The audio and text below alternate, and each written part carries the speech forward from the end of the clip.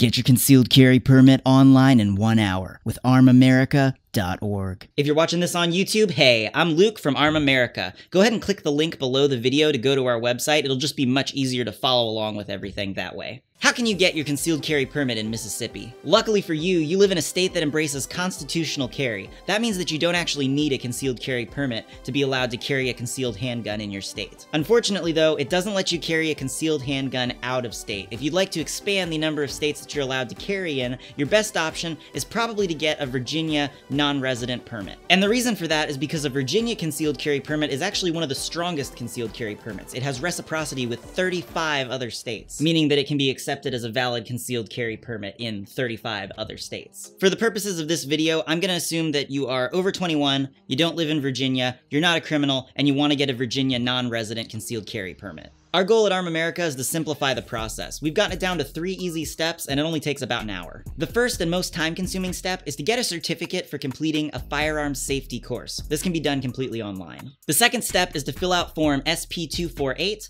and the third step is just gathering a few papers and mailing it all in. Basically, it's easy stuff like a scan of your driver's license and a photo of you to use on the permit, things like that. This set of videos walks you through each step to make it as simple as possible. Go ahead and click Next Step below when you're ready to get started. The first step to getting your Virginia non-resident concealed carry permit is to get a certificate for completing a firearms safety course. This can be done completely online. Go ahead and click below the video. You're going to see a button that says Get Certified Now. Click on that, and it's going to open a link to Virginia Concealed in a new tab. Virginia Concealed has a great firearms safety course, so we're just going to scroll to the bottom of the page here, and you'll notice that there is a video right here that says Safety Training Course Virginia Concealed Carry Permits.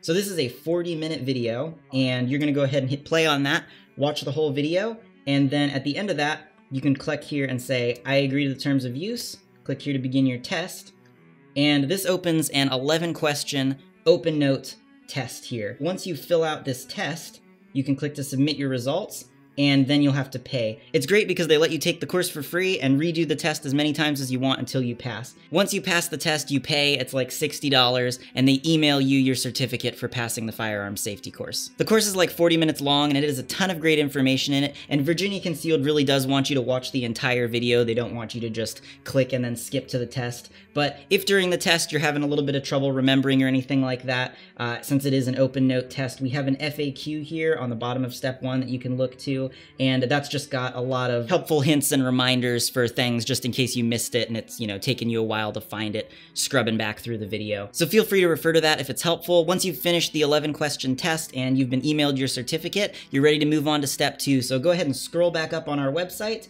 and then just click on Next Step to move on to step 2. The second step to getting your non-resident Virginia concealed carry permit is to fill out Form SP248. If you look on this page right below the video, you should see a button that says Complete Form SP248. If you're on a computer, which is the ideal way to do this, you can click on that, and it's going to open in a new tab where we can fill in the information. If you're watching this on a phone, it's going to try to download it, which is a little bit more confusing, so I do recommend doing this on a computer.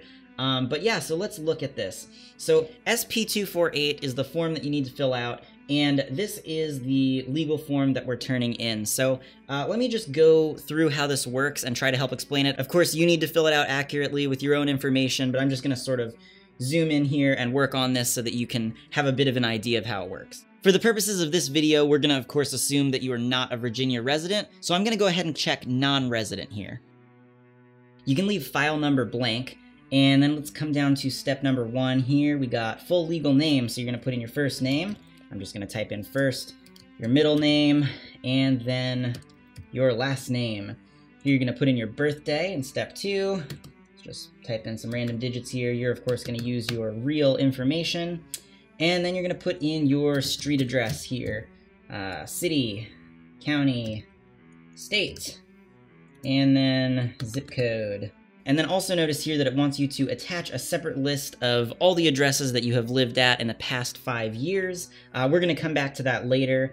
But yeah, so also notice here you've got the option to add your email. I would definitely recommend doing that because then they can just send you an email in 5 years when your permit's about to expire and you can re-up it rather than having to deal with it the other way. Here they want to know a little bit of information about you, how tall you are, weight, sex, race, hair color, eye color, all that good stuff, and social security number.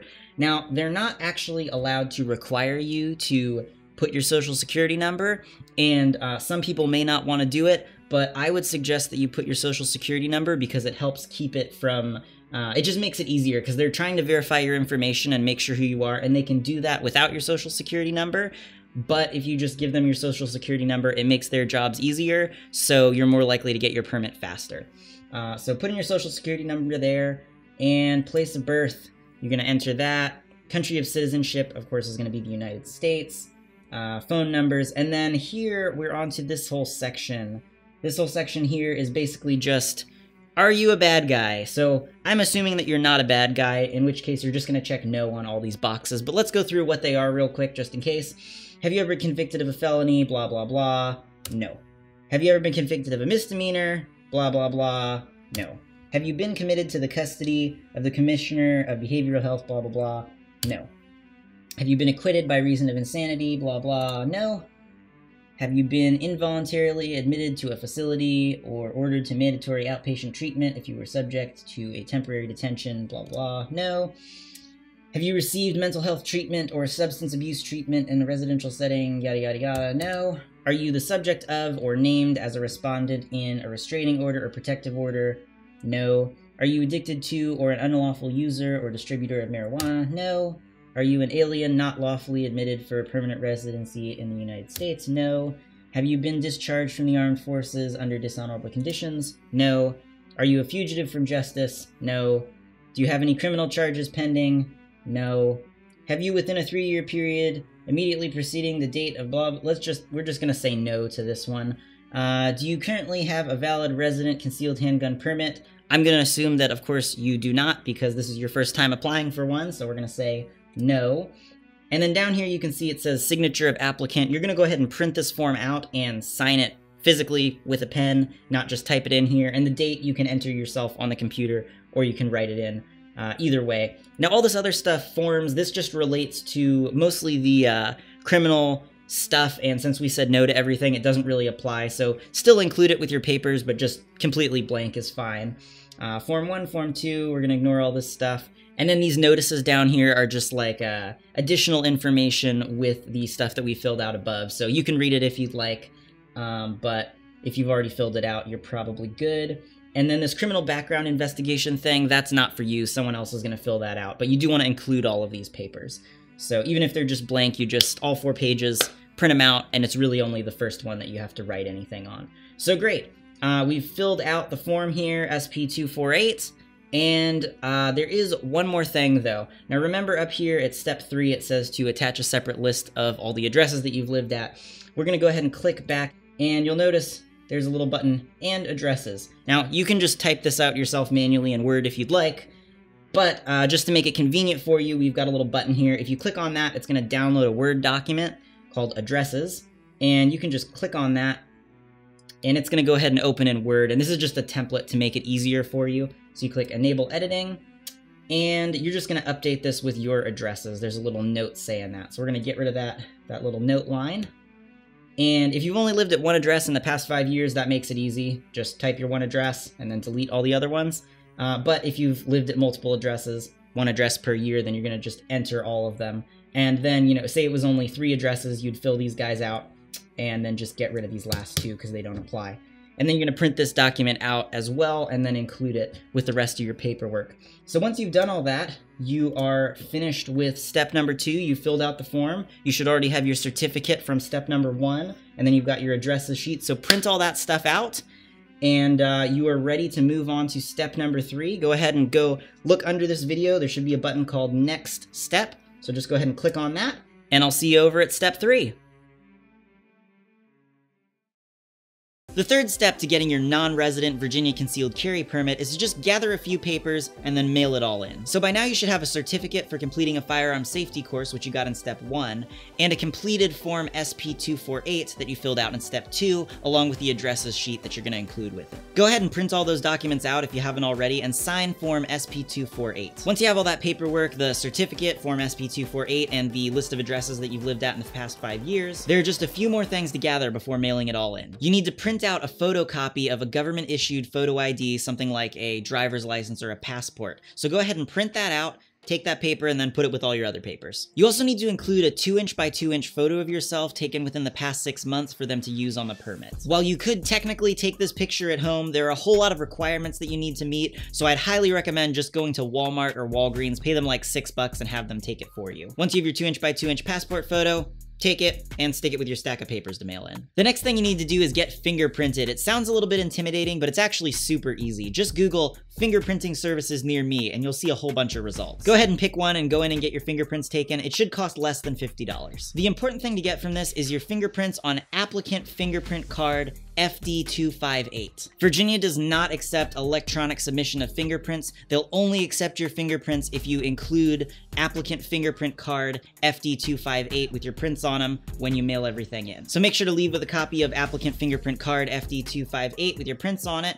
Take that card, and then put it with the rest of your papers. The final thing is just to pay the application fee, which is $100. You can pay with a cashier's check or a money order made payable to the Virginia State Police. And you can get money orders at just like the post office or Walmart. You basically just pay the amount that the money order is for and then write out who it's to. So go ahead and take that money order or cashier's check and include it with the rest of the papers to mail in. And that's it. So just as a checklist here, you should be including a certificate for completing a firearms safety course, a filled out copy of Form SP248, along with an attached sheet with all the addresses that you've lived at in the past 5 years, a photocopy of a government-issued photo ID, along with a 2" by 2" passport photo for them to use for you on the permit, your fingerprints on applicant fingerprint card FD258, and a money order or cashier's check for the application fee made out to the Virginia State Police. Now you're just going to take all that, put it in an envelope, and mail it to the correct department of the Virginia State Police. To get the correct address, you can go ahead and click the button below this video labeled Address, and that'll take you to this webpage. You just want to scroll down a tiny little bit,